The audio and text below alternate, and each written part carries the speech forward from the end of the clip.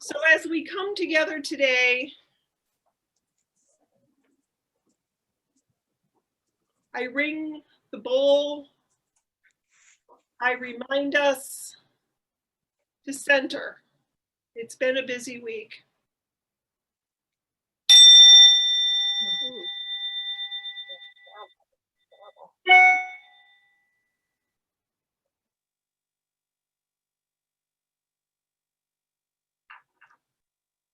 I'm Reverend Sue Browning, and I am the minister who's honored to serve the Unitarian Universalists of the Chester River and to serve the Unitarian Universalist Fellowship at Easton. It's good to have everyone together today, members, friends, visitors. It is a day that feels important to be together. We gather as a community each week. We gather to take stock, and that has been the tradition for centuries. To go Sunday to Sunday, knowing things could happen during the week, knowing there's times we just need to reflect. And this week we've learned that's absolutely no exception. When we gathered last week, and we had a little fun and we looked at pictures of snowmen having a meeting on Zoom and tried to find the way to imagine 2021, we didn't expect this would be the first full week. We gather today with a sense of national loss. There's a grief that we feel that is still taking hold, and we come together with all of those feelings. We come with our assessments, our determinations. We come with our questions. And we come together this week knowing everyone has had their own personal week. Some I know have faced losses. Some have deeper questions than they did the week before. And sprinkled through it all are times of joy and times of hope. So we come together, blessed today by special music, by the presence of one another. We come together in gratitude for all who keep our congregations going. We come in hopes of seeing a thread of light. If you are new to Unitarian Universalism or to either of our congregations, please track us down through our website, make sure we know your questions, get on our lists for our newsletters. We would like to get to know you, even in these strangest of times. So we begin today with music that is really a sense of prelude, a sense of centering. We're now going to have There Is a Balm in Gilead.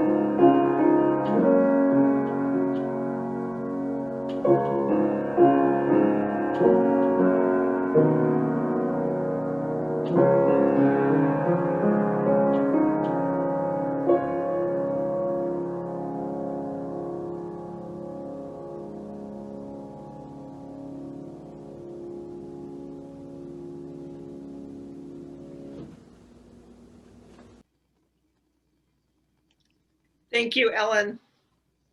We light our chalice this morning in the spirit of love and hope. We light our chalice to center our hearts in weeks like this that need a point of focus. We light our candle, our chalice, grateful for the community that gathers together each week in love.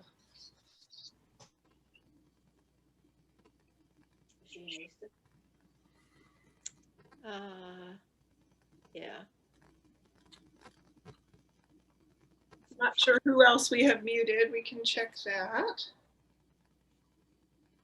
So as we think about our younger learners today, most of which I know are not on this call right now, I want us to think about why we light candles. I think candles are soothing and they give us that point of focus. And I think as adults, we need the same thing that our youngest learners need in times of challenge. At the most basic, we need to feel safe. We need to feel connected.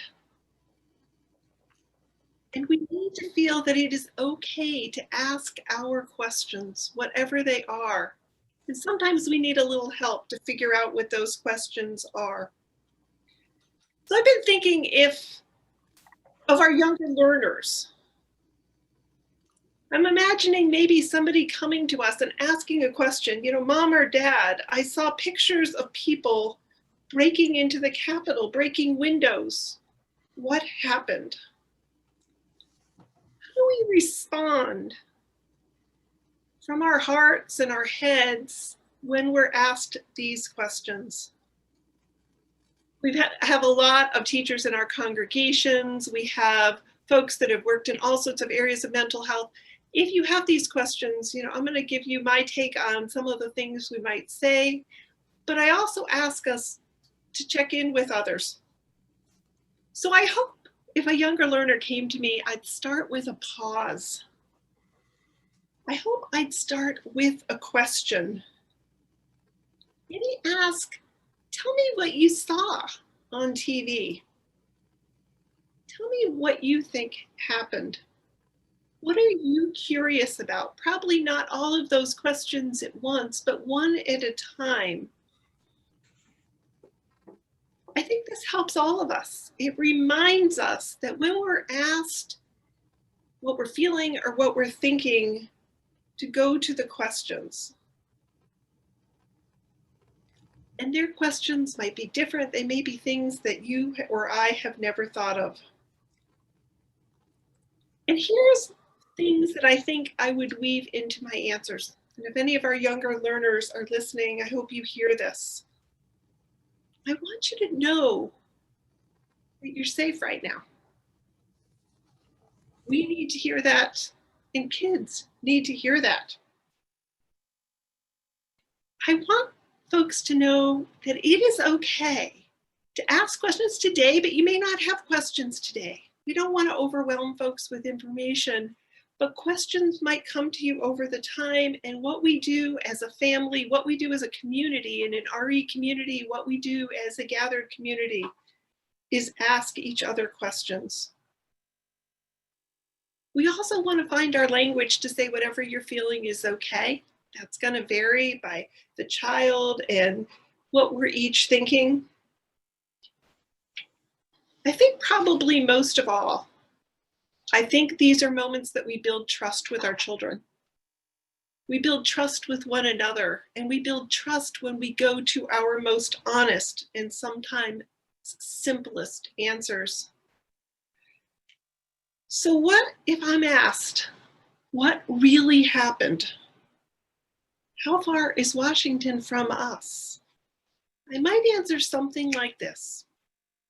I know we've all been to Washington, D.C. Remember when we went to the Air and Space Museum and the Washington Monument, and there was a big building up on a hill, and we looked at that. Well, at the Capitol, something happened this week that was sad and very scary. Some people who didn't like the election results some people went and did damage. And it turned out there weren't enough police, and some people got hurt, and even some people died. I don't know how much more I would answer to a child or to a kid, but it is good to figure out what it is at the essence of what we think happened that day. To know how to answer if someone asked, did somebody get hurt? But I think the question that sometimes we're asking is, do we think it's going to happen again? I know I would answer, I really hope it won't, that we will learn. And I want you to remember that we are all okay. As a parent, that's my job. I'm watching the news. We're going to go on. We're going to do our normal stuff. We're going to do our homework. We're going to play outside. And I want you to ask me questions if you have any. That's probably way more than I would say to a child all at once. But I think that's sometimes where we go. I think we also come up with rituals around times of sadness, and we teach kids that sometimes we light a candle, sometimes we bake food, we give it to other people, and sometimes we listen to quiet music. If you're young and you're hearing me say all this, I want you to know your family, your teachers, your minister, we're all going to walk through this together. It's what we do. Sad things do happen. And it's a good time to take a really big breath and hear the words that we say to one another when we light our chalice and when we find our communities that care for us. We're now going to hear music that we often hear at the beginning of the service. It's a special version of Spirit of Life by Phillip Dutton. And I ask us all to use that time to think about our younger learners and to move us toward a time of meditation, a time of prayer. We'll now hear Spirit of Life.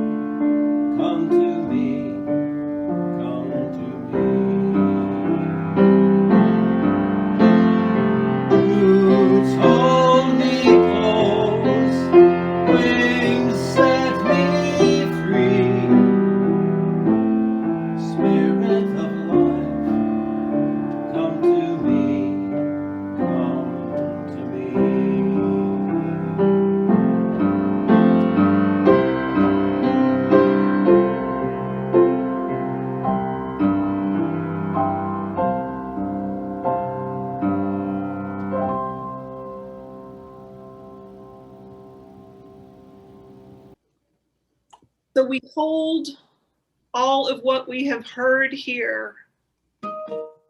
I'd ask us to just take a moment of silence to see these candles,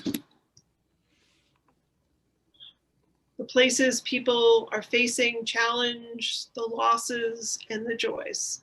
Let's just take a minute, and Emily, after maybe about 30 seconds or a minute, go ahead. We are blessed today by an anthem offered by Terron Quailes, and it is called, I think very appropriately, as Ellen was helping select music, it's a Lament by Mark Miller and Alan Tice. And so we will move from silence to Terron. I would say about 30 seconds, Emily, would be great.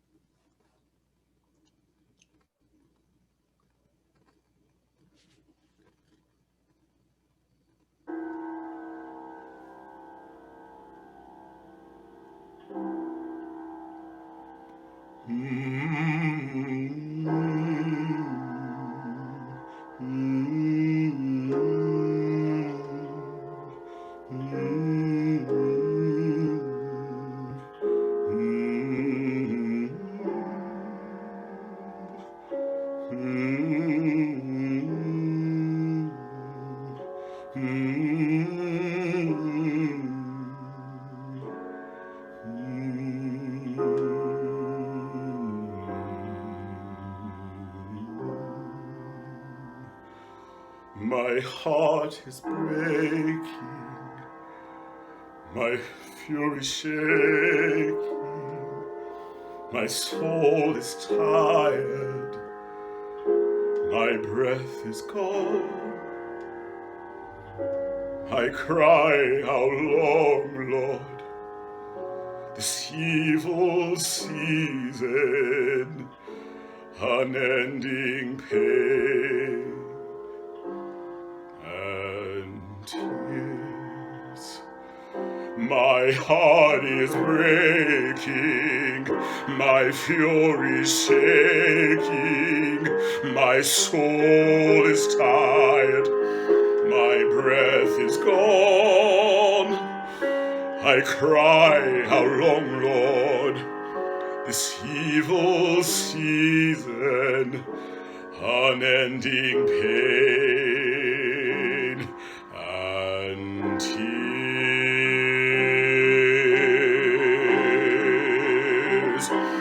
Use our anger to melt the swords of hate. Use our tears to water thirsty ground. Give us courage to love all you create.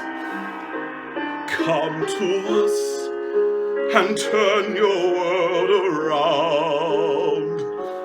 Come to us and turn your world around. Use our anger to melt the swords of hate. Use our tears to water thirsty ground. Give us courage to love all you create.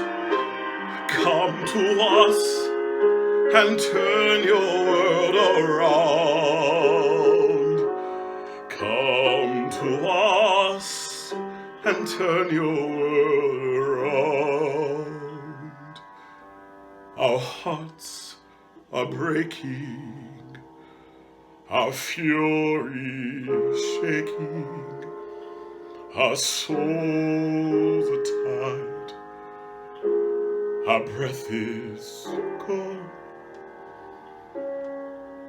We cry, how long, Lord, this evil season, unending pain and tears.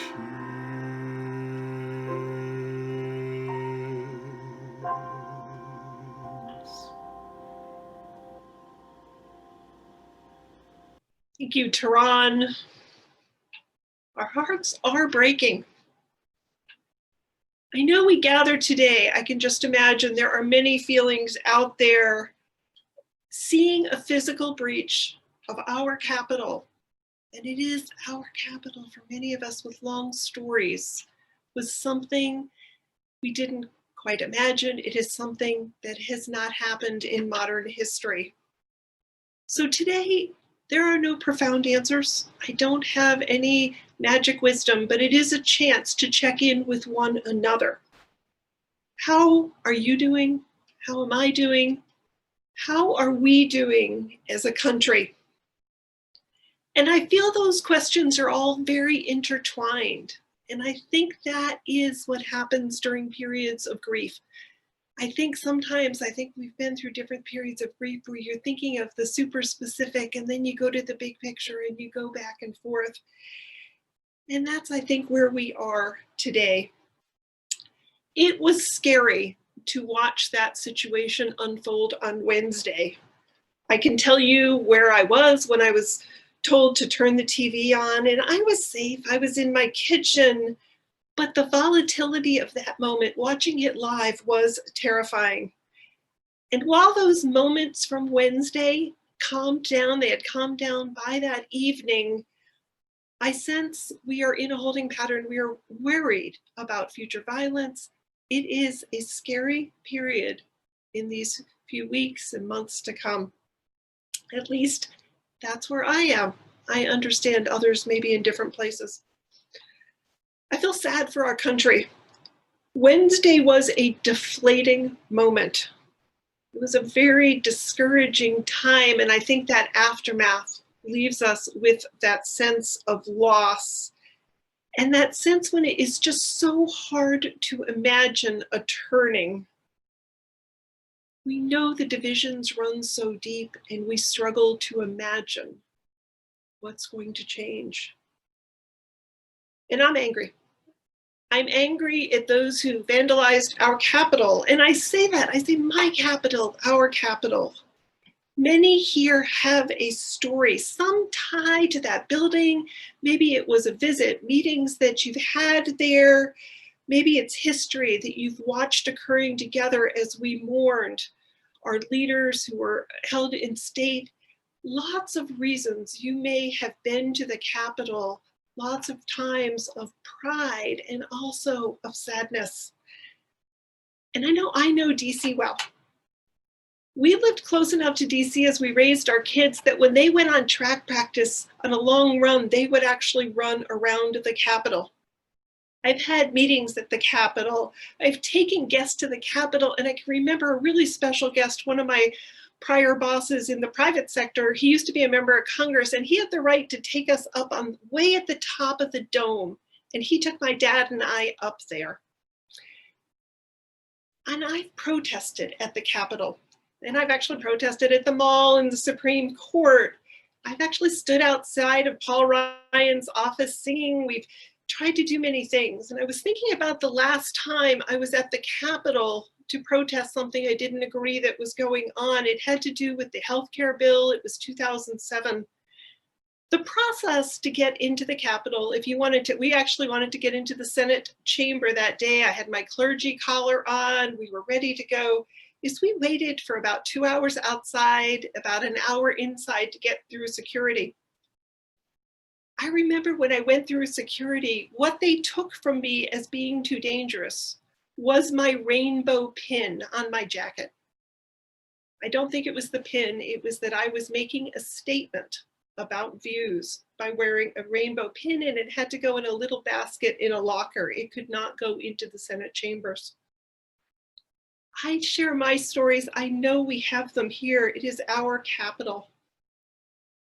I'm angry at a president and all who have enabled his actions. It's hard not to be angry and to be fuming against those, I don't know if it's against, but thinking about all of those who have allowed hate to be more publicly shown, to go unchecked. That's where I am today. And I recognize that may not be where you are. Take a deep breath now. Where is your heart today? These images are hard. The realities are hard. But I want us to take our role of bearing witness here seriously. What did you see? What are you feeling? And then I want us to also consider, how does this intersect with our own lives? Maybe you're taking this in with the perspective of a teacher or a nurse or a doctor. Maybe you're a veteran, a government employee or retiree.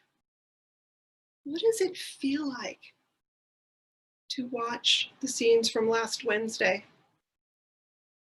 Maybe you're a musician, a poet, a writer, and have some way that this is starting to gel for you, a way you'll be able to share. What's your role as a partner, a child, a parent, a grandparent? Because as we take stock, when we get together once a week, it's important not to dismiss where we are called to pay attention. And I think that's really where we are. It's only been 3.5 days since all of this happened.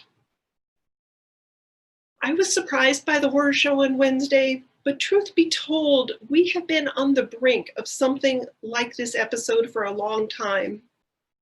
The kindling has been smoldering for at least 4 years and likely much longer than that. I know since everything happened on Wednesday, I've read a lot. I've tried to digest a lot. I've read too much. As I was writing a sermon, I'm trying to figure out, where is the grain of wisdom? Where's some solution? I know I've read the security accounts, the planning accounts, what was done and not done. And I think when we are in a place of shock and starting to go through those stages, we are sorting through the details and the big picture. This week, I ask you to play back Terron's anthem often. Think about the questions that he is asking about what will melt hate. I may ask it in Unitarian Universalist terms this way: where does love call each of us at this time? In whatever way you think of the bigger good, your sense of God, your sense of the holy, where are you called as these weeks go on? Maybe not today, but where is love calling us? I have found a little clarity in some of the reading. One of the articles that really caught my eye was written by Phillip Kennicott. He wrote in the Washington Post, and he actually wrote this on Wednesday, right as everything was happening. I quote here, "One moment in today's appalling mayhem was telling. As they filed through Statutory Hall, some of Trump's thugs snapped selfies of themselves as if they were merely tourists. Meanwhile, windows were being broken, rooms trashed, and historic spaces defiled. You might think it odd that Make America Great Again crowd would damage a beloved symbol of the country they profess to support. But not if you understand the deeper dynamic. This was never about who wins elections and the right to govern. It has always been about ownership.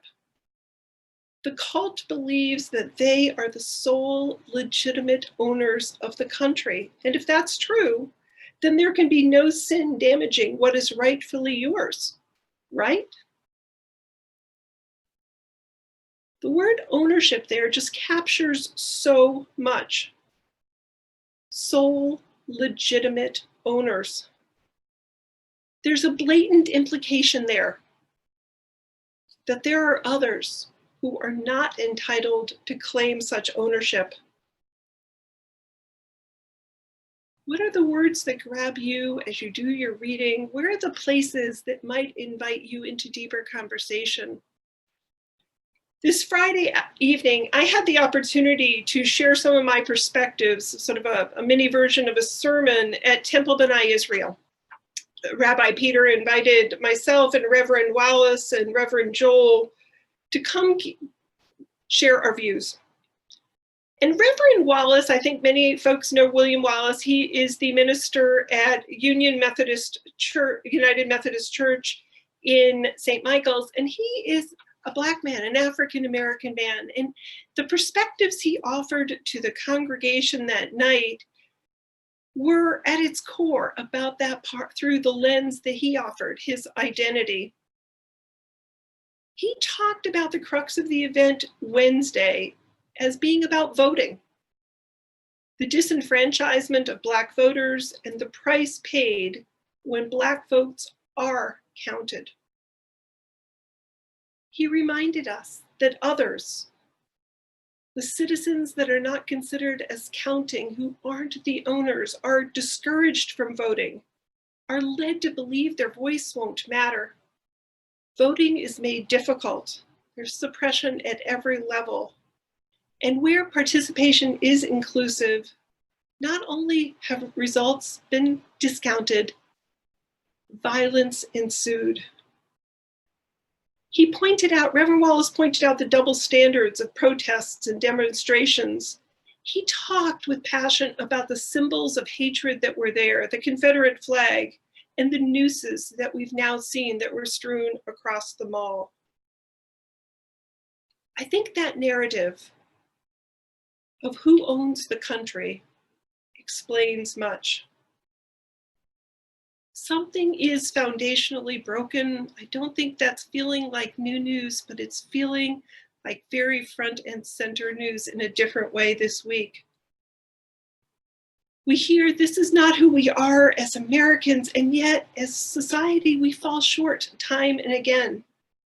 From mass shootings to policies and practices which dehumanize other human beings, we fall short. William Barber, the pastor at the Greenleaf Christian Church in Goldsboro, North Carolina, I think folks have seen him. He's often the person who's making speeches from the Capitol. He's actually headed up some of the protests that I've been to. He heads up the Poor People's Campaign, and he says this: what we saw today in the US Capitol was un-American based on our Constitution, but it was not non-American, because oppressed people have seen this kind of mob violence many times before in this country. I think as I delve into some of these questions, the sense of accountability, and there's the specific accountability that I want in arrests and justice, but the broader accountability, the place where we trust one another, the place where we can depend on follow through from fellow citizens and integrity in leadership, there's not a shared understanding right now of what that means. But then Reverend Wallace went on. He asked us how it would be that God would call us to live beyond where we are.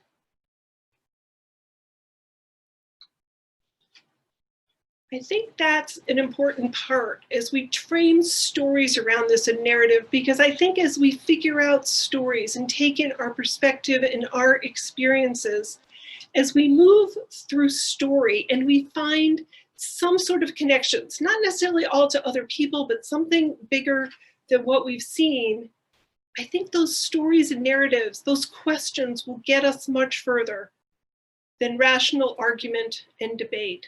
It hasn't been working. So it's not a morning today of answers. What might help with the turning in this very raw place that we are right now? What if we start by really focusing on our questions? I talked about the questions our children have or might have. I think if we put things in the form of a question and couldn't help but thinking of Alex Trebek as I wrote that line. Questions discipline us to reflect on where we are most deeply troubled, most deeply concerned. I think from a place of questioning, we have more places to find open doors, to stir our imagination. I think we have a sense of ways to expand the story, or as William Wallace says, to live beyond the current story. It's hard to do that because I think questions also take us out of our righteous certainty of what happened on Wednesday. So what are the questions that you might come up with this week? What are the most pressing places that are emerging for you? What can we do together to work through the imaginations? I think if I look to our Unitarian Universalist story, we don't automatically go through and back to scripture easily, but our theology is covenantal. It's based on not only the gathered community as we gather each week, but sometimes I've heard covenantal theology is we are connected to one another in our stories, each to each,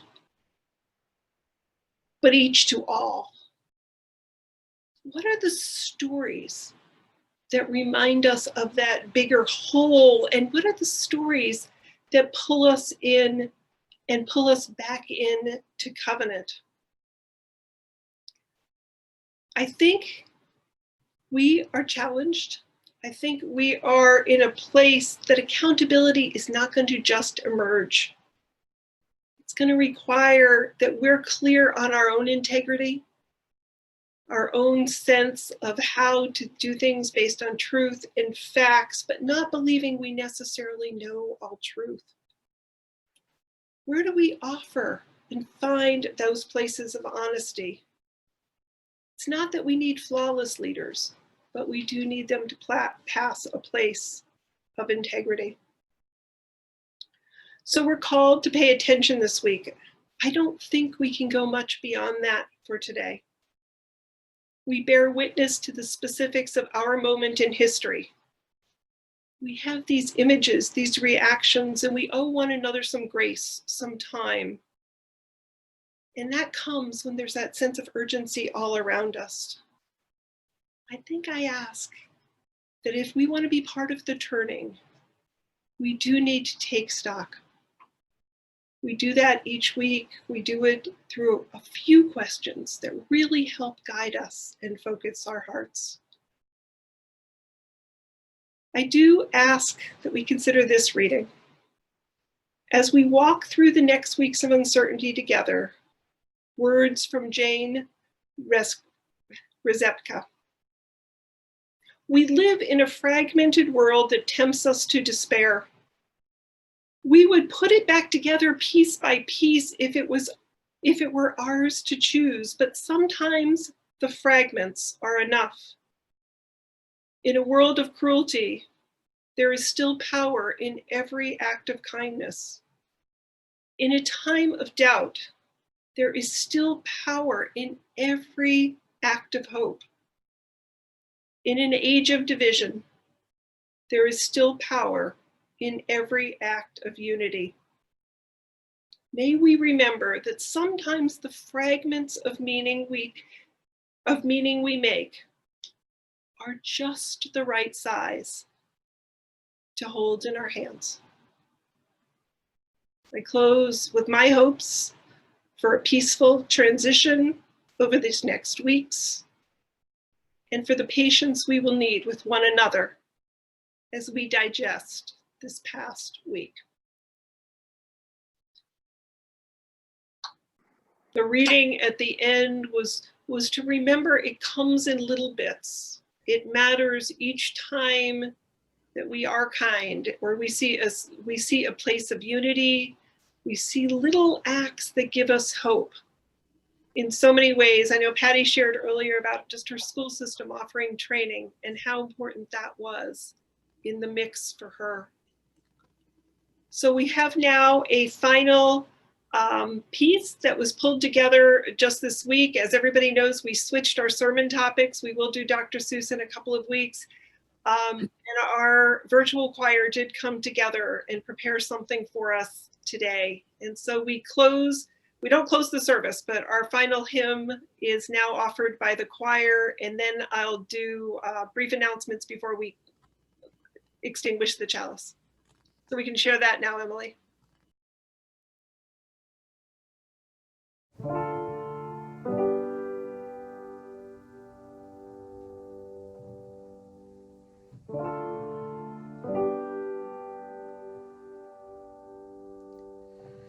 Darkness cannot drive out darkness. Hatred cannot drive out hate. Darkness cannot drive out darkness. Hatred cannot drive out hate. Only love, only love,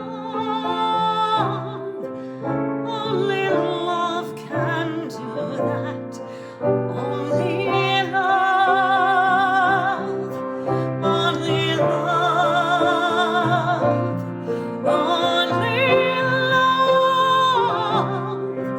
only love can do that.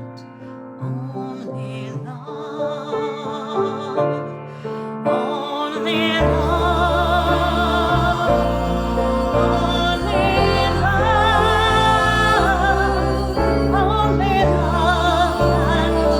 only love can do that.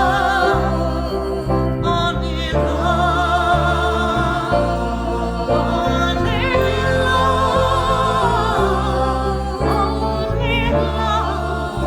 love, only love can do that.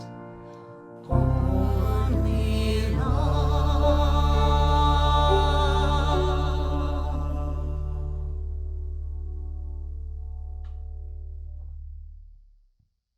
Gratitude to all who submitted music. I even know there were some challenges mixing that up, so some didn't all pull together exactly well. So gratitude to everybody who tried to make that work. So thank you. We don't have a lot of announcements today, but I do encourage folks. We have got some wonderful emerging activities, book groups that are coming up, reads that are coming up, a common read of Becoming Nicole. There's an environmental read up in Chestertown. And I also encourage folks to keep track of your pledges, make your pledges. And if you ever spontaneously want to donate online beyond pledges, or if you're somebody who'd just like to contribute, there are ways to do that by sending money into the church. And there are buttons that are right on our website. Any other announcements that we need to put out there? Christina or Dave, anything? Okay, so that will be it for announcements today. I'm going to extinguish the chalice, and I encourage you to stay on and hear the final postlude. And after the postlude, we will move in to quiet time. We will move into coffee hour. We extinguish our chalice today in gratitude for one another. In gratitude for the community that takes stock with one another each week. We extinguish it hoping to hear that call of love and to trust it deeply. Go in love, go in peace, go knowing love surrounds you wherever you may go. Now we'll have our postlude.